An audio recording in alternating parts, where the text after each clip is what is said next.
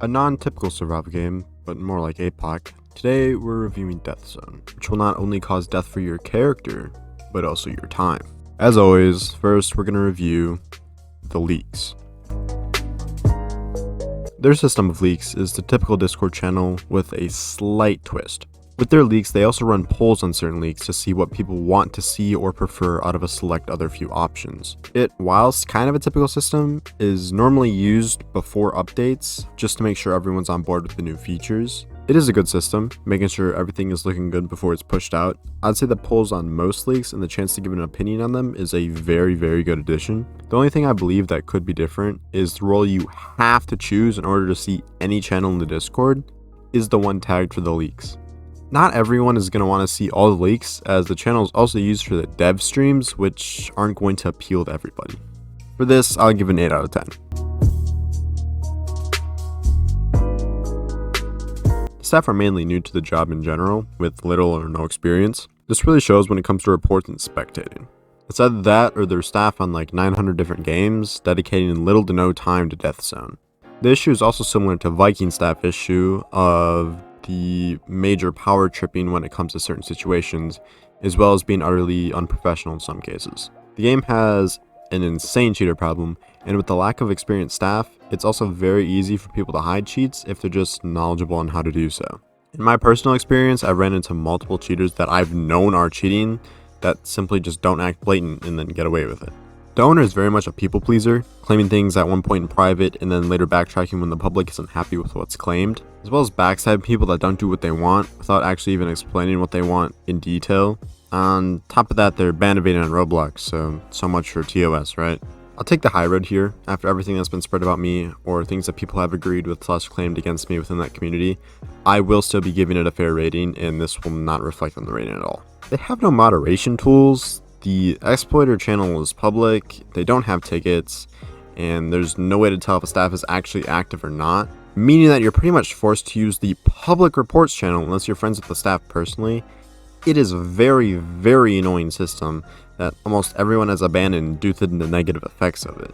Anyone can see the public channel, including people that are being reported. If people really want to hide the fact that they're cheating, they'll just check out the channel once they're on and not be ultra blatant, which a lot of people do. Due to the few staff that give the rest a bad name, along with the lack of actual moderation tools, I'll be giving the staff a rating of 5 out of 10. Updates happen quite often as of recently. There's a good steady flow of new updates. Almost all the dates are hit when they're announced, and with a good flow of leaks and updates, the consistency is very good. There isn't an update schedule, so it's not going to be a perfect rating, but a very good one. The main thing hitting it though is the lack of server wipes, as they just happen randomly with only a few hour warning, giving very little time to figure out what you're going to do. For this, they get a 7 out of 10. A little break here. If you go down and hit the join button, you can become one of Merc's bandits and get a bunch of cool perks. I'm going to be adding more to here soon. Trust me, it's definitely worth it, especially when these new games come out. But yeah, check it out. Community. Another game that targets the mobile community, which we went over before as the worst demographic due to the very young age range. The community isn't actually all that bad. Besides the prior mentioned bad few that are in power and can't be removed, they're actually a pretty good bunch of people. In my experience, they're a very supportive group, giving me a lot of praise for my content as well as raising up other content creators in the scene, and that's just a great foundation for a good community. I at first was thinking it was going to be more like Vikings due to the few staff that I had met, but over time I actually learned that they're a good bunch of people.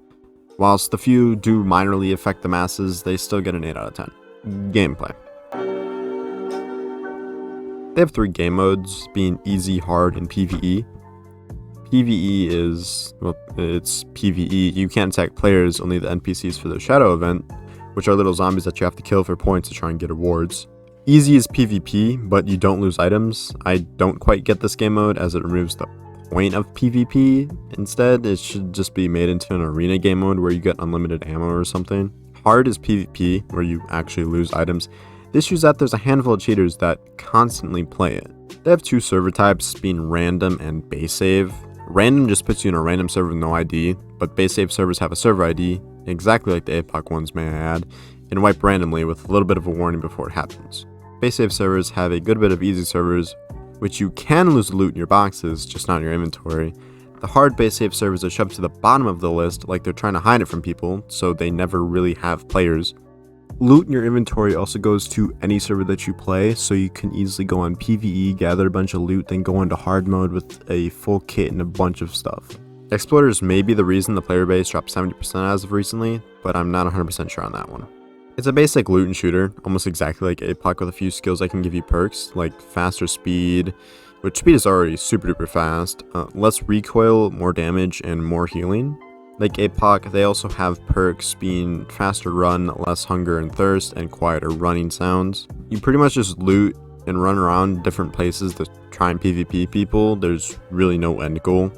You can obtain gas mask from another player or a heli crash and go to areas like nuke and mines for the best gear, but you really can't obtain a mass amount of gear and start away because you can't get player loot on easy, and hard has no active servers for base save. It's pretty much an arena PvP game disguised as a survival game, as almost all players play easy anyways. Other than that, there really isn't much to say about this game, just very basic game mechanics, very easy to understand. I think it would be better if they tried promoting hard base servers a little bit more, and whilst investing more into good moderation system and moderators. It's a fun game to hop on for a little bit and mess around from time to time, but you just gotta hope a cheater doesn't ruin your experience or someone that has the pay to win game passes. And that's going to give them a 6 out of 10 for gameplay. 34 out of 50 is the rating for this game. There's obviously a lot that needs to be done to improve it, and I'm unsure if management will actually take those steps. The game really isn't all my taste for like a long-term game, but I respect what they're trying to do. I suspect with a few basic changes and a little bit of moderation rework, the game could maintain a decent popularity. Thanks for checking out the video, and let me know down below what you want me to review next. Let me know if you think this rating is fair and what your opinions on the game are down below. Once again, thanks for checking the video out. I'll see you in the next one. Peace.